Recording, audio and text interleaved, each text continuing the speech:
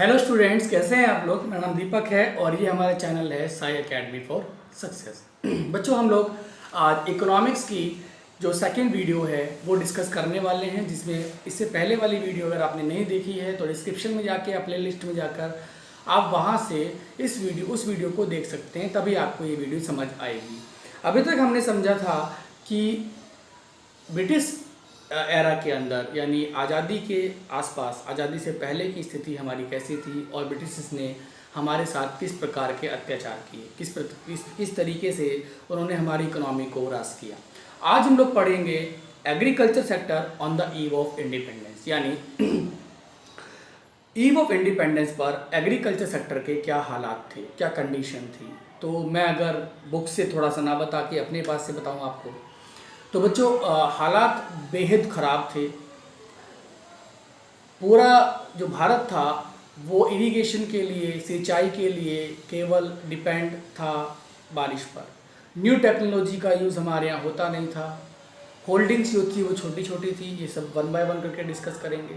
तो यहाँ पर पहला पॉइंट जो मेरे पास लिखा है वो लिखा है लो productivity and production.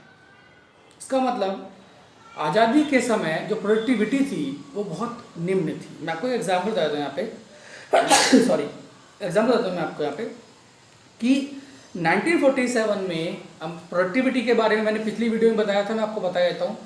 Per hectare पर जितना किलोग्राम वीट, पर हेक्टेयर पर जितना किलोग्राम राइस, पर हेक्टेयर पर जितना किलोग्राम मेज़, बाजरा एक्सेट्रा बोया जा सकता है, उगाया जा सकता है, उसको हम उस एरिया की प्रोडक्टिविटी कहते हैं। यहाँ पर वीट की जो प्रोडक्टिविटी थी 1947 में बच्चों वो 660 थी, यानी 660 किलोग्राम थी, जो 2018-19 में बढ़कर 3408 हो गई, लगभग 5 टाइम्स।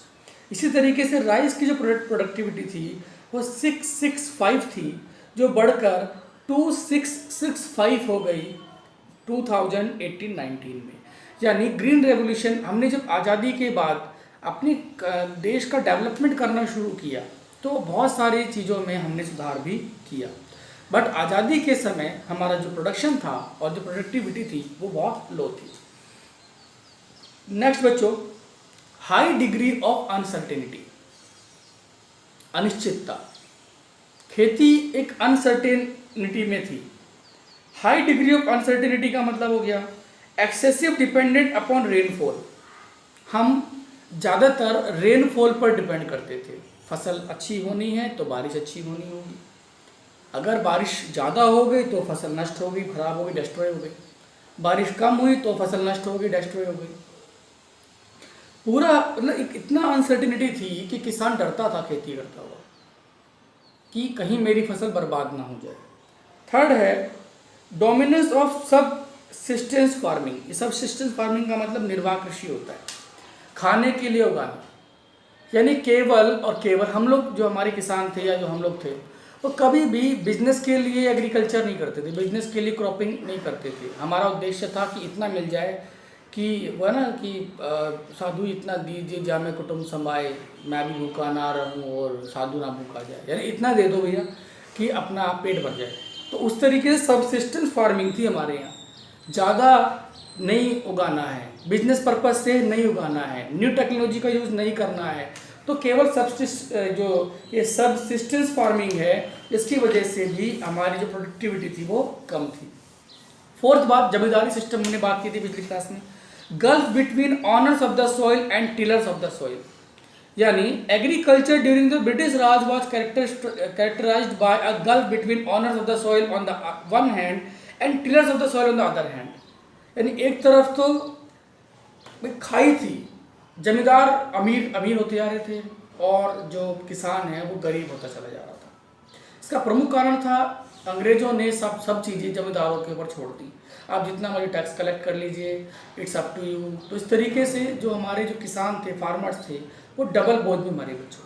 पहला किसान जमींदारों के थ्रू और दूसरा ब्रिटिश के through. Next, small and fragmented holdings. हमें और आपको पता है कि भारत में जो है वो कंबाइंड फैमिली का चलन है। जनसंख्या दिन पर दिन बढ़ती गई और हमारे जो खेत है वो छोटे होते चले गए। छोटे छोटे खेतों पर खेती करना थोड़ा कॉस्टली रहता है, तो और मुश्किल रहता है खेती करना, किसी भी क्रॉप्स को उगाना। तो इसीलिए जो स्मॉल होल्डिंग थी और बिखरी हुई जो थे, जिनको होल्डिंग्स कहते हैं, उसकी वजह से ही प्रॉब्लम थी। Next, land revenue system under the British Raj, ये हमने बात की थी पिछली वीडियो के अंदर, पूरा आराम से डिस्कस करें जमींदारी प्रथा को लेकर, कि जमींदारी प्रथा यानी जमींदारी सिस्टम था, उसकी अंदर जमींदार जितना मर्जी उतना टैक्स किसानों से ले सकते थे। तो अगर वो वीडियो आपने वहीं पर आप इसको देख लीजिए एक बार जाके, वहाँ से डिस्कस कर लीजिए इसको, और अगर कोई प्रॉब्लम हो तो मुझे बता दीजिए, फिर बाद में देखते हैं इसको। नेक्स्ट पॉइंट देख लेते हैं बच्चों, फोर्स्ड कॉमर्शलाइजेशन ऑफ एग्रीकल्चर। हमारे किसान कॉमर्शलाइजेशन नहीं करना चाहते थे, कृषि का वाणिज्यिकरण नहीं करना चाहते थे, लेकिन हमारे फार्मर्स को फोर्स किया गया कॉमर्शियल क्रॉप्स को उगाने के लिए, पर्टिकुलर इंडिगो, नील की खेती को उगाने के लिए। रीज़न क्या था? ब्रिटेन में टेक्सटाइल इंडस्ट्री जोरों पर थी, तो नील का आवश्यकता होती है, और इसीलिए यहाँ से नील को ले जाया गया। अब आप पूछोगे सर नील की आवश्यकता क्यों होती है कपड़े के अंदर? तो कपड़ा जो कोई भी नेचुरल कपड़ा है ना, उससे कोई कलर नहीं होता है। जब मैं कह दूँ वाइट कलर होता है उससे केवल, तो उस वाइट कलर के ऊपर बच्चों पहले नील चढ़ाते हैं, उसके लेयर मतलब नील की यानी इंडिगो की लेयर, जो नील है वो कलर पकड़ता है, समझ रहे आप? तो इस तरीके से हमारे जो किसान थे उन पर ज़बरदस्ती कॉमर्शलाइजेशन थोपा गया, और इससे जो ज़मीन की फर्टिलिटी थी वो भी ख़राब होती थी। तो ये थी बातें हमारी एग्रीकल्चर को लेकर।